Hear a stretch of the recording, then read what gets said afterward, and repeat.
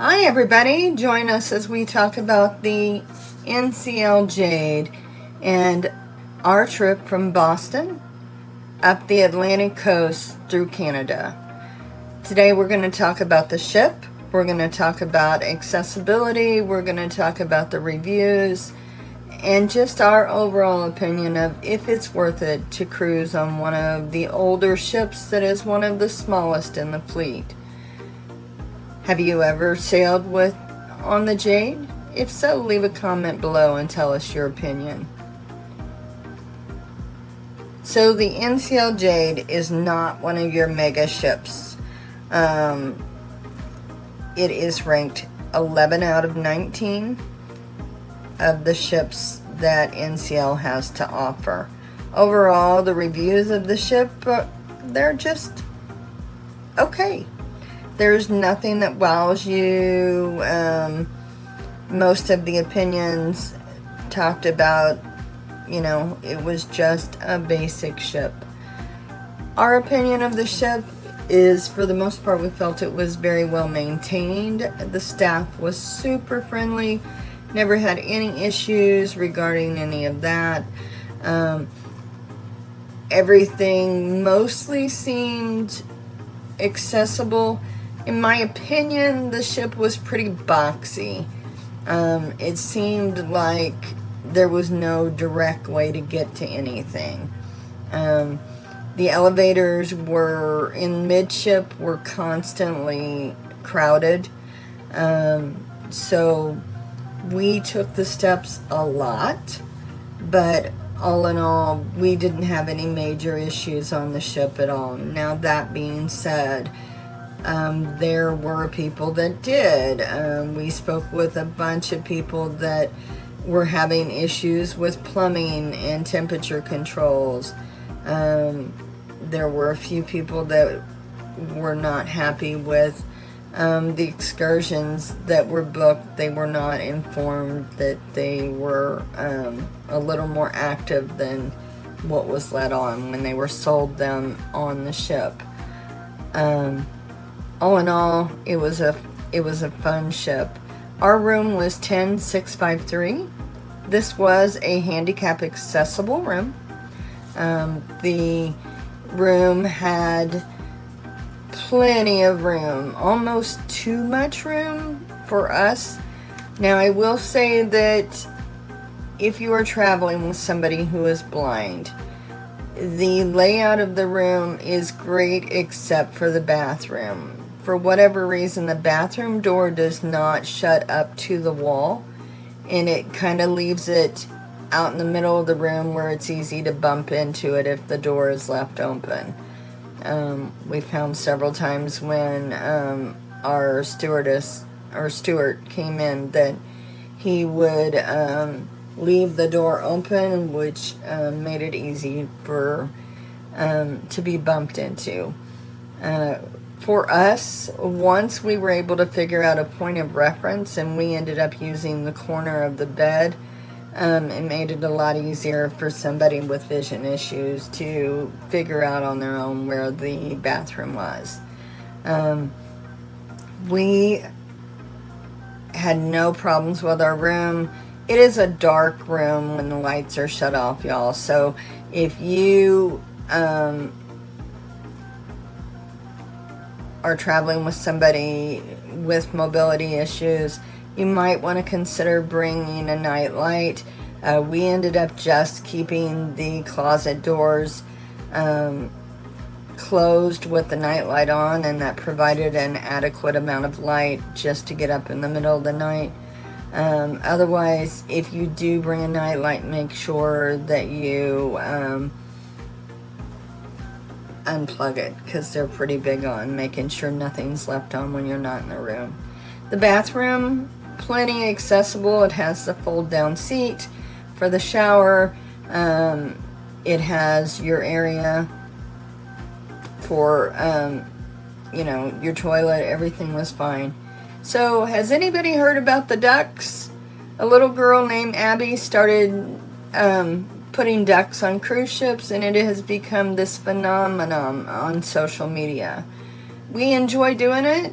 I encourage you to also don't hide them in anywhere that is not a public area.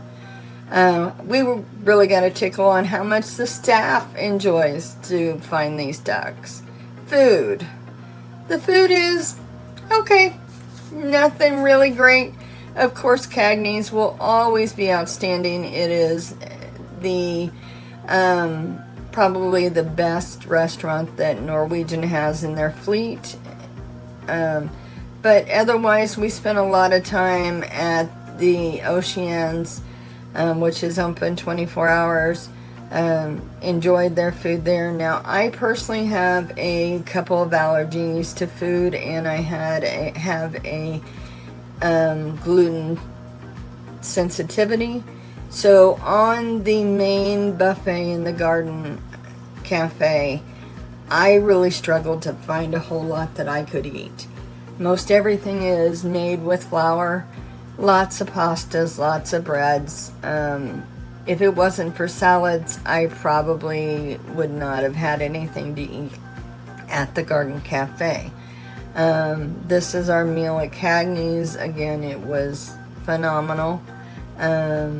We really enjoyed it. The ship is really good about asking about food allergies. Almost too good, but they really look after you. Absolutely no complaints. The food was just okay. There was nothing that really wowed us outside of Cagney's. There we had a good steak. So, excursions. If you book an excursion and you think you're going to be close on time, book it through the cruise ship. And the reason I say this is we had 2 passengers that were left behind because they did not get back in time. The captain waited as long as he could, but he had to move on. We went to 4 ports on our ship, or our cruise. We went to Halifax. We had a really great time. The port is super walkable.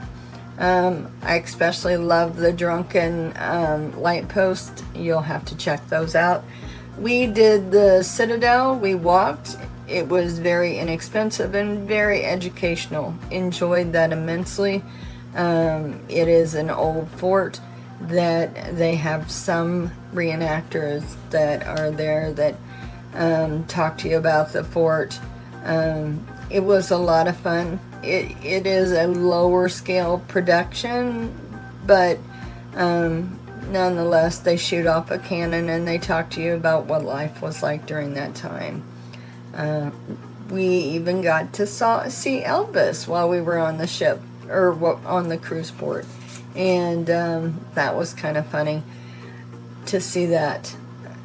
We also just walked around the port. We found a local brewery, tasted some local beers. It was a lot of fun. Next was Sydney. In Sydney, we went to the Fortress of Louisbourg. That was absolutely amazing. So if you're booking an excursion and you're not sure what to do, that is absolutely one I would recommend. They also have a 60-foot tall fiddle that greets you as you pull into the port. Kind of a cool thing to look at. Great for pictures. The Fortress of Louisbourg. This is a full-scale reenactment village or fortress. Highly recommend it. You are basically stepping back in time. When you speak with the reenactors, you almost forget that you are speaking with reenactors. They play this to the T. It is extremely informative. I will put a video out soon completely about that excursion. I hope you join me as we talk about that. We really, again, enjoyed that a lot. We just really, I just can't say enough about it. It was great. Next, we went to Charlottetown, and very walkable. We did not do any excursion here. We just walked around. We viewed all the old churches. They have some great food there. They have hop-on, hop-off buses. They have some trolleys. They have a lot to offer. We just truly enjoyed our day. We walked through the shops. We just had a lot of fun. It was neat. Corner Brook was the last one that we did on our trip, and in Corner Brook, this is where I would suggest that you book an excursion. They give you free trips or free shuttles to the town, but once you get there, there's not a lot to do. We do regret not booking an excursion for this. The town, it's like, I'm not sure if it's a new port, but it is not well developed as of yet. As you pull in to Corner Brook off of the shuttles, they have kind of like a farmer's market craft show type thing, and you can look around there. Otherwise, there was a Dollar Tree and a couple of small shops that were quite a walk. Not much signage telling you where to go or what to do. It definitely needed some improvement. Health and safety. Y'all, COVID is real, flu is real. Use your best judgment. Make sure that you either are vaccinated, or if you don't believe in the vaccinations, that you take some type of immune support or wear a mask.